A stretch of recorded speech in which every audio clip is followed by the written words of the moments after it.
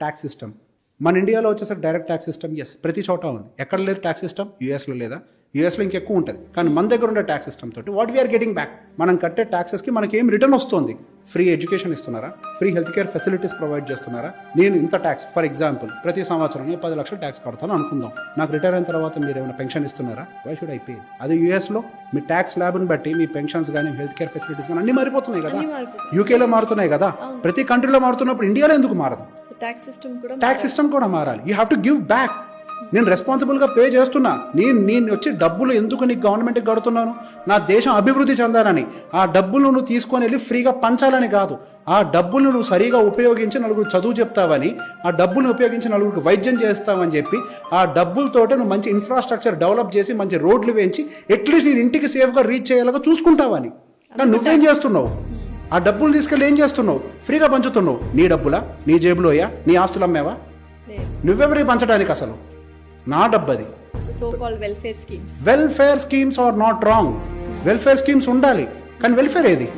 ఈ 75 సంవత్సరాల స్వతంత్ర భారతదేశంలో అప్పటి నుంచి ఇప్పటిదాకా వెల్ఫేర్ స్కీమ్స్ ఉన్నాయి. సో వెల్ఫేర్ స్కీమ్ యొక్క పని ఏంటండి? అట్టడుగున్న వాడిని పైకి లిఫ్ట్ చేయాలి. ఎంతమంది జీవితాలు బాగుపడ్డాయి, ఎంతమంది అప్గ్రేడ్ అయ్యారు?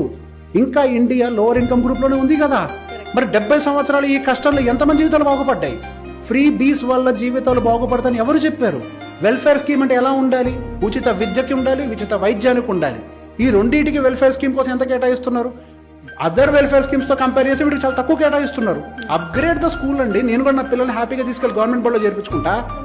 నేను ఎందుకు బయట ఫీజులు కట్టాలి? నేను ట్యాక్సులు కడుతున్నాను కదా. మంచి స్కూల్ ఇవ్వండి నాకు. పొలిటికల్ సిస్టమ్ కూడా చేంజ్ అవ్వాలి. డెఫినెట్ గా ద వే నో, మనం మారాలి. యథా రాజా తథా ప్రజ. మనం ఏం ఆశిస్తున్నాం? మనకు అదే దక్కుద్ది. మనం దరిద్రాన్ని ఎక్స్పెక్ట్ చేస్తున్నాం, దరిద్రం వస్తుంది. Expect the better, will get the better. Outright గా చెప్పండి. నువ్వు ఇచ్చే ఫ్రీబీ నాకెందుకు? నువ్వు ఇస్తే 1000 ఇస్తావు. అదే మా పిల్లని చదివిస్తే వాడు ఉద్యోగం తెచ్చుకుంటాడు, కంపెనీయే పెడతాడు. ఎవరికి తెలుసు? ఇప్పుడు దాకా మన దగ్గర వరల్డ్లో ఉండే బిలియనియర్స్ అంతా స్క్రాచ్ నుంచి వచ్చిన వాళ్ళే, అట్టడుగు నుంచి వచ్చిన వాళ్ళే. ఎందుకు? వాళ్ళకి చదువు ఉంది. అది నువ్వు నిన్నెవడు అడిగాడు 2000 అని నువ్వు ప్రశ్నించు.